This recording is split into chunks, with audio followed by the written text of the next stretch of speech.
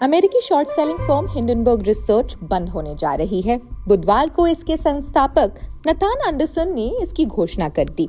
इतना ही नहीं, उन्होंने कहा कि कंपनी के बंद करने का फैसला काफी बातचीत और सोच समझ कर लिया गया है। हालांकि एंडरसन ने कंपनी के बंद करने की कोई खास वजह नहीं बताई है। हिंडनबर्ग रिसर्च की रिपोर्ट्स ने भारत के अडानी ग्रुप और इकान इंटरप्राइजेस समेत कई कंपनियों को अरबों डॉलर का नुकसान पहुंचाया था। एंडरसन ने बुधवार को फर्म की वेबसाइट पर पोस्ट करते हुए एक नोट लिखा, जैसा कि मैंने पिछले साल के अंत में परिवार, दोस्तों और हमारी टीम के साथ साझा किया है, मैंने हिंडनबर्ग रिसर्च को बंद करने का निर्णय लिया है। प्लानिंग ये थी कि हम जिन विचारों पर काम कर रहे थे उनके पूरे होते ही इसे बंद कर दिया जाएगा। हाल ही में जिन पोंजी मामलों को हमने पूरा किया है और नियामकों के साथ साझा कर रहे हैं, वो दिन आज है। उन्होंने कहा कि हमने कुछ साम्राज्यों को हिला दिया जिन्हें हमें लगा कि हिलाना जरूरी भी है। एंडरसन के नोट में आगे कहा गया, किसी ने एक बार मुझसे कहा था कि एक निश्चित बिंदु पर एक सफल करियर एक स्वार्थी कार्य बन जाता है। शुरू में मुझे लगा मुझे खुद को कुछ चीजें साबित करने की जरूरत है। अब मुझे आखिरकार अपने आप में कुछ सहजता मिली है, शायद मेरे जीवन में पहली बार। अगर मैं खुद को इजाजत देता तो शायद मैं ये सब पहले ही कर सकता था, लेकिन मुझे पहले खुद को कुछ नरक से गुजरना पड़ा। अब मैं हिंडनबर्ग को अपने जीवन का एक अध्याय मानता हूँ, न कि एक केंद्रीय चीज जो मुझे परिभाषित करेगी। एंडरसन ने आगे कहा, मैं परिवार और दोस्तों से उन पलों के लिए माफी चाहता हूँ जब मैंने आप सबको नजरअंदाज किया और मेरा ध्यान कहीं और चला गया। अब मैं आप सभी के साथ ज्यादा वक्त बिताने का इंतजार नहीं कर सकता। अंत में हमारे रीडर का आभार जताना चाहता हूँ। सालों से आपके जोशीले संदेशों ने हमें ताकत दी है और ये मुझे बार बार याद दिलाता है कि दुनिया में अच्छाई भरी हुई है।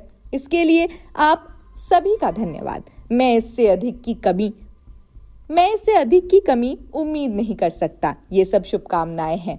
जनवरी 2023 में हिंडनबर्ग रिसर्च अडानी ग्रुप की कंपनियों पर शेयर कीमतों में हेरफेर करने का आरोप लगाते हुए सुर्खियों पर छा गई। रिपोर्ट के बाद शेयर कीमतों में गिरावट आई और समूह के बाजार मूल्य में लगभग 140 बिलियन अमेरिकी डॉलर की गिरावट आई। इस मुद्दे पर संसद में भारी हंगामा भी हुआ और सुप्रीम कोर्ट में भी सुनवाई के लिए याचिका दायर की गई। कोर्ट ने एक कमेटी बनाई और बाजार नियामक सेबी को 3 महीनों में जांच पूरी करने का आदेश दे दिया।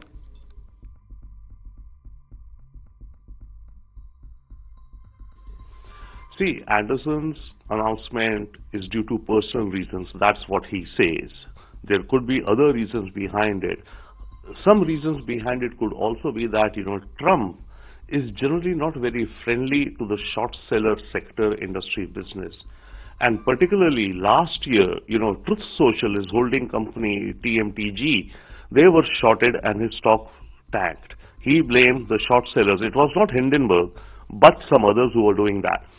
So that is also one aspect that, Nate Anderson can anticipate that the Trump administration would not be very friendly to short sellers like him. That is one.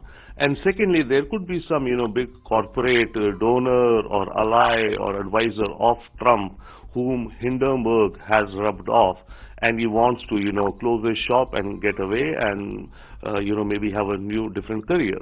So I'm convinced there are some outside forces behind Hindenburg. I always have, for one very simple reason.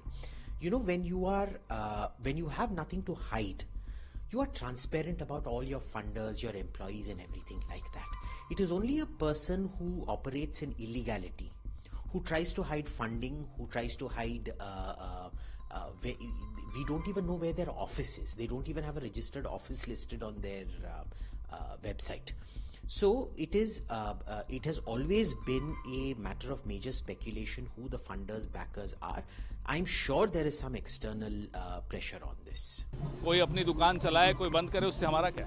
आखिरी question मेरा, India block के जिस तरीके से सपा ने बोला है कि हम आम आदमी पार्टी को सपोर्ट करेंगे। देखिए, इंडिया गठबंधन लोकसभा चुनावों को लेकर एक राष्ट्रीय गठबंधन है। अलग अलग राज्यों की स्थितियां अलग अलग हैं। जिस राज्य में हमारी राज्य की इकाई कहेगी कि हम अकेला लड़ेंगे, हम लड़ेंगे, उसमें क्या दिक्कत है? पवन सर, फाइनल क्वेश्चन, कितनी सीटें कांग्रेस को इस बार के चुनाव? सरकार बनाने के लिए जितनी चाहिए हैं उससे 5 ज्यादा।